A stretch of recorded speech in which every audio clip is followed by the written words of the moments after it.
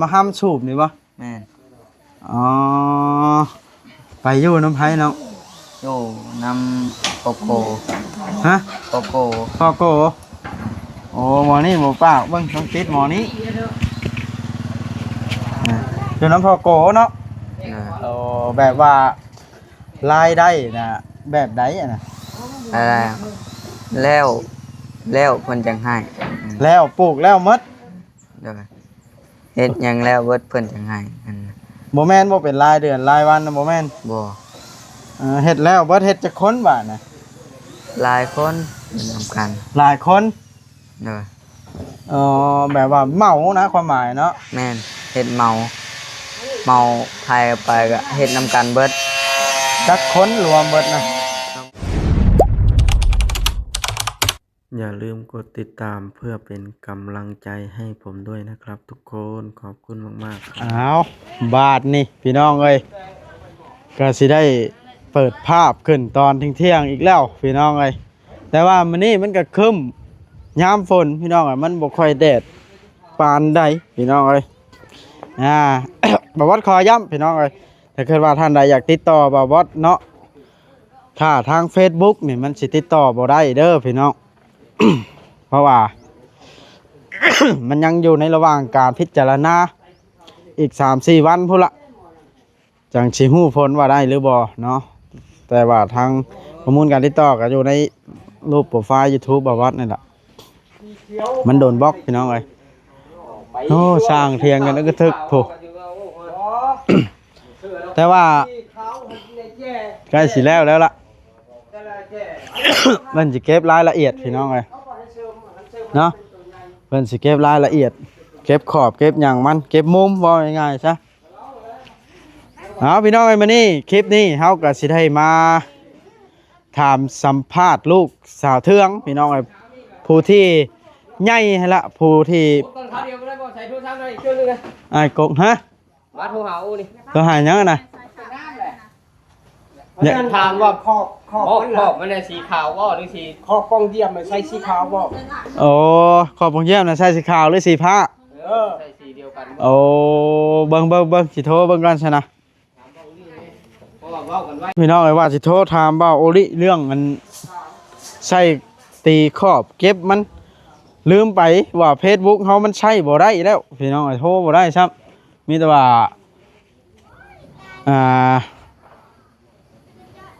เพราะว่าเฮาก็บ่ฮู้เด้เพราะว่าเฮาก็บ่ได้ถามผู้ใหญ่เพิ่นเนาะคือเพิ่นให้ใช้สีขาวหรือสีอันนี้สร้างเพิ่นว่าสีขาวเพิ่นว่าแล้วแต่เพิ่นเนาะเอาพี่น้องเอ้ยมีแต่ว่าไปหาทางเด็กๆหรือว่าน้องๆเพิ่นหนุ่มๆเพิ่นกันเลยพี่น้องเอ้ยถามสัมภาษณ์จุดประสงค์ของเพิ่นเป็นหยังเฮ็ดเฮือนแล้วต้องจากเฮือนไปพี่น้องเอ้ยต้องมีต้นปลายสาเหตุได้ขอนี่เนาะเพราะเฮือนหลังบ้านใหญ่ก็แล้วหั่นนะสมมุติว่ายังสิไปอยู่วันที่1นี่เพิ่นสิไปไทยพี่น้องเอ้ยไปเบิ่งกันเลย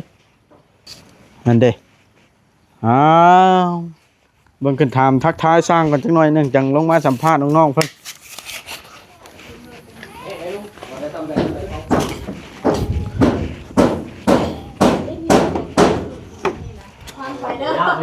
เป็นแนวใด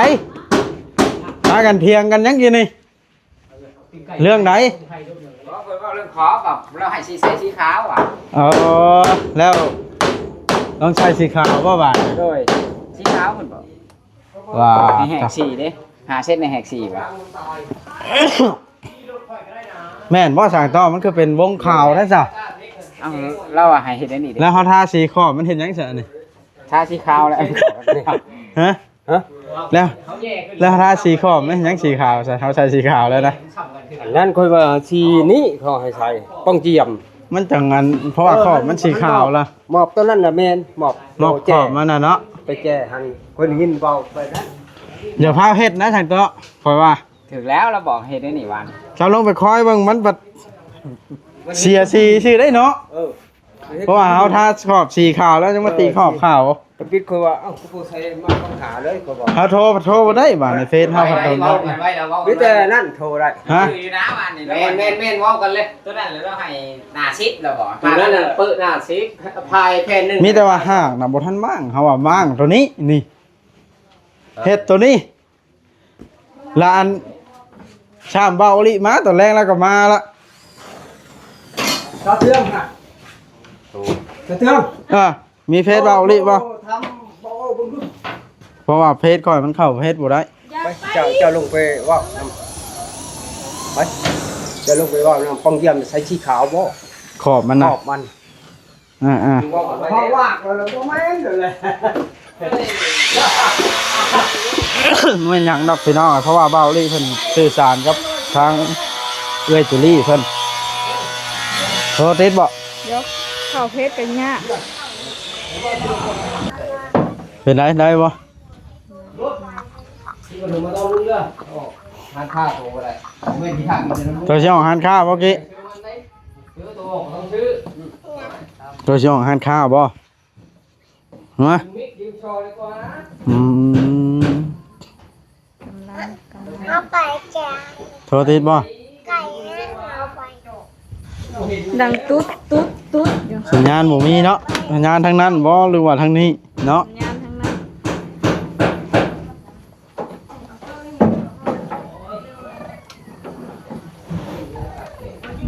นะเดี๋ยว งาน พี่น้ ทั้ อง งนั้นบ่มี มาสัมภาษณ์น้องๆเพิ่นกันเลยพี่น้องเอ้ยอ้าวเฮ็ดหยังอยู่น้อง สวัสดี ๆสวัสดีมานี่ไอ้มีแนวสิเว้าน้ำนี่มานั่งพี่เทโตนะสองไอ้น้องนะผู้ใหญ่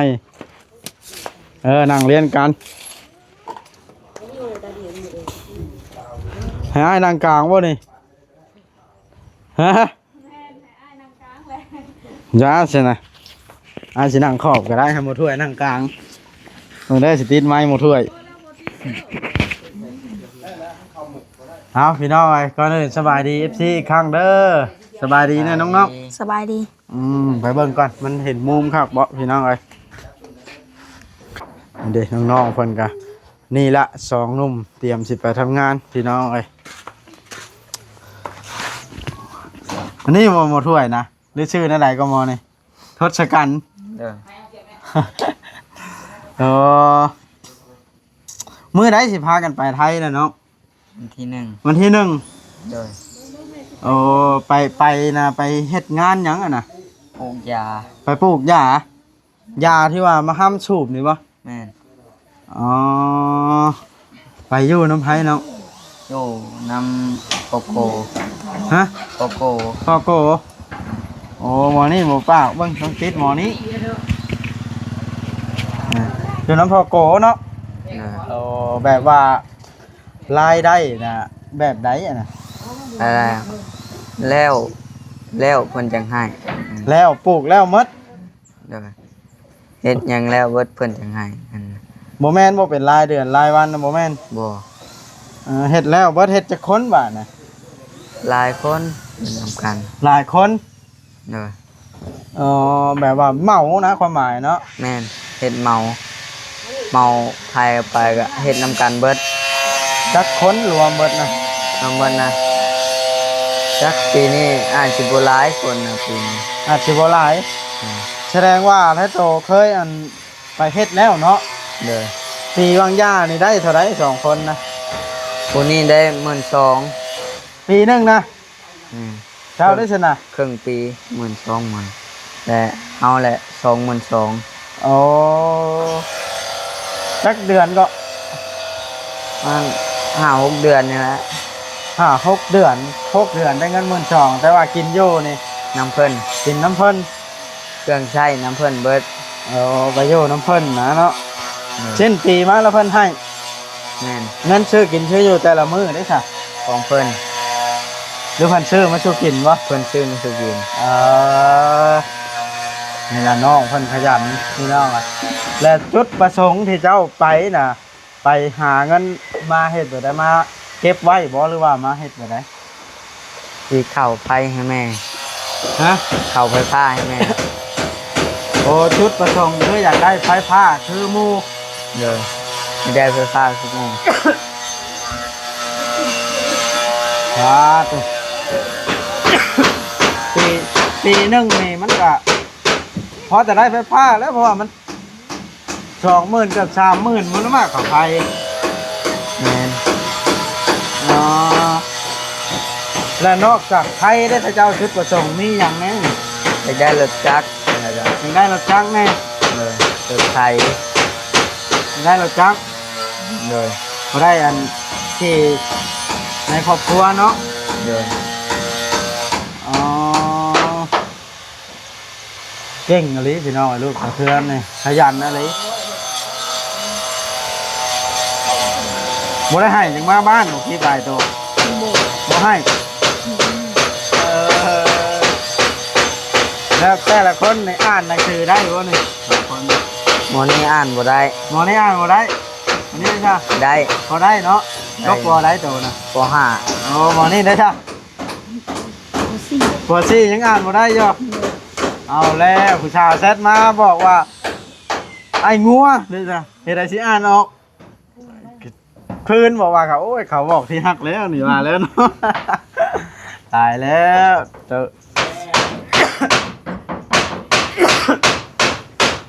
โอ้ยขออภัยพี่น้องเป็นไอแล้วก็เสียงดังทั้งเทิงน่ะก็เจ้าเฮ็ดเฮือนวันที่หนึ่งและแต่ละเดือนในสิ้นเดือนในบุได้เคยรับเงินเดือนเนาะ บ่ รอถ้าสิ้นปีอย่างเดียว เลย อ๋อปีบางยานี่ไปจักเดือนก็ ไปมีง่ายๆเฮาไปเดือน12เดือน12แล้วเดือน3เดือน4 จังได้มาเนาะ แม่น อ๋อถือเงินเป็นก้อนมาเลย แม่น โอ้โหบัดนี้ก็เพื่อสิได้ไพ่ให้แม่กับ ปีต่อไปเพื่อถ้าไปตามแผนเนาะ เลย อืมเป็นหยังน้องคือบอกไปหาเฮ็ดงานโตมันเป็นได้เป็นรายเดือนละหมื่นแบบนี้มันบ่มีบ่หรือว่าจังได หมูมี เพราะว่าคันสมมุติไปเฮ็ดงานเดือนละหมื่นกินอยู่น้ำเพิ่นเฮาเก็บเองสมมุติว่าฝ่าย6 เดือนมันก็ได้60,000พุ่นนี่ล่ะอันนี้เพิ่นว่าได้20,000หมอนี่มันแฮงได้10,000เดียวพี่น้องบอกลืมไปได หมอ หรือคนหูจักกัน คนรู้จัก แบบว่าเพิ่นให้ที่พักพิงได้กินข้าวกินน้ำก็ดีแล้วว่าง่ายๆใช่เนาะ แม่น แบบว่าอยู่เพื่อนมันก็ทุกข์ยากบ่มีข้าวกินอยู่แล้ว แม่น ว่าง่ายๆพี่น้องแบ่งเบาภาระแม่ไปแยกย้ายกัน ไปหากินใส่ปากใส่ท้องให้กุ้มตัวเองก่อนเนาะ แม่น ยอมรับเลยพี่น้องไอ้น้องๆเพิ่นดุขยันแต่บ่คิดคักปีแล้วนี่โตเนาะ 16 16 ปีหมอนี่ด้วยค่ะ14 14 นี่แหละน้องๆเพิ่นอายุซ้ำนี่ยังฮู้จักซอยแม่พี่น้องไอ้สาวเทืองนี่เริ่มสิสบายแล้วเริ่มสิเป็นแม่ย่าคนได้แล้วหมอนี่นี่16นี่เอาเมียได้แล้วพี่น้องเอ้ยเอ้าเช่นซ้ำน้องบอยผัวน้องแต่นี่ก็ยังเอาเมียซ้ำกันละอายุ16 17ปีมีผู้สาวแล้วบ่นี่ อืม ยังอยู่ ยัง อย่าได้ข่าวสมมุติข่าวเบิ่งคลิปนี่ว่าโอ้ยเพิ่นว่าโหได้เท่าโต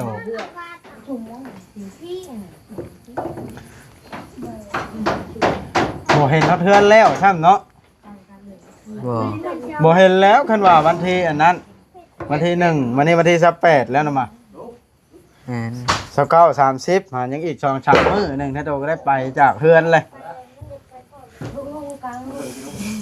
เอ้ยสิบ่คิดฮอดบ่ว่านะ ขึ้นฮอนอยู่แต่ยังอยากหาเงินนะครับแม่ เอาอดเอาเนาะเพื่อเงินมาซอยแม่คล้ายว่าอยู่ก้อนกันโฮมกันเนาะ เลย นี่แหละพี่น้องไอ้น้องๆเพิ่นในชีวิตสู้แล้วก็หักแพงแม่ตัวเองถือว่าเป็นคนกตัญญูถือว่ายกนิ้วให้พี่น้องไอ้ฮู้คุณค่าของความทุกข์ยากฮู้คุณค่าที่แม่เลี้ยงมาจนได้ใหญ่ซ้ำนี้โตนี่เคยเห็นหน้าพ่อบ่กี้ เคย พ่อแท้ๆโตไหนคุมมือนี่อยู่ไสคุมมือนี่ เราอยู่บ้านนิคม นี่คมใกล้ๆเฮานี่ นี่ ติดต่อกันอยู่บ่เดี๋ยวนี้ อืมบ่ บ่ได้ติดต่อกันเลย อืม เอาแล้วแต่ว่าเพิ่นยังอยู่บ่เดี๋ยวนี้ ยังอยู่ ยังอยู่ของบ่ได้ติดต่อกันเนาะ บ่ จักคนลูกลาวนะ เฮาแล้วก็มาช่วยทัศพลแล้วก็วิก หมอผู้หญิงนะบ่ แม่น อ๋อ4คนผู้ลูกลาวนะ แม่น บ่แม่นเท่าแต่หมอผู้มินผู้เดียวน้อยๆนี่เนาะ บ่ พี่น้องเอ้ยเอาสิขอถามเรื่องส่วนตัวลาวจักหน้อยเด้อขออนุญาตนำพี่น้องเอ้ยเจ้าฮู้บ่พ่อกับแม่เจ้าป้ากันย้อนหยัง ปะกันย้อนพ่อเพิ่นมีชู้ พ่อไปมีเมียน้อย แม่น อ๋อ เมียน้อยก็เมียเขานะ ไปมีเมียผัดเป็นเมียเขาซ้ำ แม่น มาทางนี้แม่ตัวเราบ่พอใจ แม่น จะเพิดไล่พ่อตัวนี้อีก แม่น โอ้ ปะกันบัด ถือว่าสมควรพี่น้องเหตุผลถือว่า พอพังมันหับบ่ได้เด้เนาะ แม่น ตัวเองมีครอบมีครัวมีลูกมีเต้าเต็มบ้านเต็มเฮือนแล้วยังไปหาเฮ็ดแบบนั้นเนาะ แม่น ถ้าตัวเอาเมียถ้าตัวจะเฮ็ดเด้อนั่นนะเป็นตัวอย่างที่บ่ดีแล้วเด้อฮะ เลย มีแต่ว่าถ้าตัวตั้งมุกตั้งใจเบิ่งแย่งแม่ผู้เดียวเท่านี้เลี้ยงเฮา4-5 คนยังใหญ่บัดนี้เฮาสิใหญ่มาแล้วสิเบิ่งแม่บ่ได้เพราะเราต้อง ทางความแม่เอาง่ายซะเฮ็ดแนวใดที่มันแบบว่าบ่เดือดร้อนสังคมตั้งมุกตั้งใจเป็นคนดีเด้อแนวใดที่มันพิษแล้วแม่นบ่อยากให้ยุ่งเป็นสูบมาบ่ดมกาวบ่ห้ามเฮ็ด เลย แต่งรถท่อดังนี่เฮ็ดรถเนี่ยบ่หยอกพี่น้องคือใจบ่วัดแต่เขาเป็นวัยรุ่นบ่วัดก็มักเฮ็ดแบบนั้นแต่ว่าเรื่องสารเสพติดบ่วัดก็บ่เฮ็ดดอกแต่ว่าเรื่องเกินเวินภาษาเด็กน้อยวัยรุ่นว่าง่ายๆถ้ามันมักของที่อะไรท้าทายจักหน่อยการเพิ่นห้ามเฮาก็บ่เฮ็ดเว้าได้บ่เฮ็ดมันแฮงดีเว้าถ้าเป็นไปได้น่ะบ่เฮ็ดแต่ว่าถ้าห้ามบ่ได้แล้วก็จำเป็น เนาะพี่น้องเอ้ยบ่ได้ขึ้นฮอดพ่อบ่ถ้วยโต บ่ บ่ขึ้นฮอดเลยบ่ย่านเราเสียใจบ่เราเบิ่งคลิปนี่ ยากนะ บ่ย่านอีกอ๋อแต่บ่ถ้วยเด็ดขนาดพี่น้องเอ้ยฮู้บ่ชื่อแล้วนะ ชื่อนั่นไหน ซื้อเพลง พอแล่เดี๋ยวนี้เราเอาเมียใหม่แล้วบ่ ปะกันเลยนะมา ปะกันเลย มาอีกแล้วเราโสดเดี๋ยวนี้ เลย โอ้ยแสดงว่าพ่อโตได้เว้าขออนุญาตนำถ้ามันบ่ถูกก็ขอโทษน้ำลายพ่อโตนี่เป็นคนแบบโหดนะเนาะ เลย เป็นคนที่บ่อยากเอาการเอางานปานใด เลยมูจักพ่อเอา บ่รู้จักพ่อเนาะ เลย เอาบ่เว้าถึงเราขอโทษหลายๆทีเว้าถึงเพราะว่าเฮาเห็นน้องๆมันเป็นเด็กกับผ้าเฮาละรู้สึกแบบบ่สบายใจปานใดพี่น้องเอ้ยเฮานี่เกิดมาพ่อพร้อมแม่เพียงได้บ่บ่พี่น้องเอ้ยแต่ว่าเดี๋ยวนี้พ่อก็บ่อยู่เหลือแต่แม่ถึงว่ามันใหญ่มามันเฒ่าแล้วเดี๋ยวนี้พี่น้องเอ้ยก็ถือว่าสู้เด้อน้องเด้อไปก็ตั้งมุกตั้งใจ เลย อย่าเฮ็ดแนวมันบ่ดีคืออ้ายบอกฮะให้คิดใช่แม่เฮาสิเฮ็ดหยังก็ได้ถ้าเป็นโทษมามันผู้รับเคราะห์ก็คือแม่ ถ้าเฮาถูกจับบ่หรือว่าเป็นโทษไปเฮ็ดนั่นเฮ็ดนี่เสียหายบ่คือเบิ่งเฮาบ่ได้มีทรัพย์สินพอสิไปขายไทยเฮาออกมาหั่นนะไปหาปล้นทองบ่เห็นในข่าวแบบนั้นว่าสิหั่งอย่าคิดแบบนั้นบ่เฮ็ดเนาะ เลย บ่เฮ็ดเด้อแบบนะหรือบ่ถ้วยบ่สิเฮ็ด หยอกเจ้ยมีแต่ว่าพากันตั้งมกตั้งใจไปหาเงินก็คือไปหาเงิน ให้ได้ไพ่ผ้าได้รถขี่สมใจเด้อ เลย สมที่พระเจ้าตั้งใจไว้มาปีหน้าจะได้ขี่รถไปหาผู้สาว หรือว่าไปซื้อนะอยู่นะกินใช้ในครอบครัวนี่ละโมแมนได้ซื้อรถปุ๊บมาละสิห่วงว่ารถเต็งรถ บ่แม่นรถโตบ่ได้ต้องขี่น้ำกันไผมีเวียกก็ต้องขี่แบบนั้นนะจังถึกหมอถ้วยมีเวียกก็หมอถ้วยขี่ไปอาลิงมีเวียกก็อาลิงขี่ไปแม่มีเวียกก็แม่ขี่ไปแบบนี้นะลุงเนืองได้สิไปบ่ บ่ฮู้นำลาว บ่ฮู้น้ำลาว บ่ อ๋อเราก็ต้องไปแล้วเราแต่เนาะเราเพราะว่าเราอยู่ซอยเฮ็ดเฮือนให้มันแล้วก่อนเนาะ เลย อยู่แต่สาวเทืองกับหมอทัดเนาะทัดสะพลแล้วก็ ภูมิน หมอมินหัน3คน เลย อีผู้น้อยน่ะมันบ่มาอยู่นำเนาะ บ่อยู่นำแม่เฒ่า อยู่นำแม่เฒ่าอยู่พุ่นอ๋อนี่ล่ะพี่น้องเอ้ยเฮาก็บ่ได้เคยแบบว่า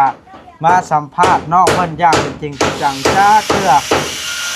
พอมาสัมภาษณ์เบิ่งแล้วก็ถือว่าน้องๆเพิ่นนี่เป็นคนดีพี่น้องเอ้ยถ้าเกิดมานี่เคยเป็นโทษจักเทื่อเนาะ บ่ แม่ว่าหาหลักหาเล่มแบบนั้นแบบนี้เคยบ่บ่เคยเนาะหลักลำไยก็บ่เคยลักบ่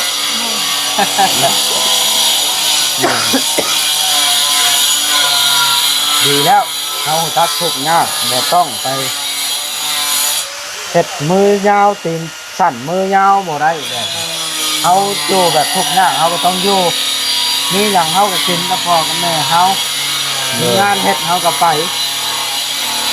เอาพี่น้องในคลิปนี้ก็โอเคมันเสียงดังแห้งก็คือแบบว่าเอฟซีก็จะแสบหูเนาะจังใดขอบใจน้องๆแล้วมีแต่ว่าสู้ๆตั้งใจเด้ออ้าวพี่น้องโอเคมีแต่ว่าถ้าเกิดว่าท่านใดอยากให้สัมภาษณ์น้องๆก็คอมเมนต์อีกเนาะเอาก็สิสัมภาษณ์ถามรายอย่างเรื่องราวให้เอฟซีเบิ่งมีแต่ว่าคลิปนี้สิขอจบคลิปคำนี้แล้วมันดังแห้งเนาะ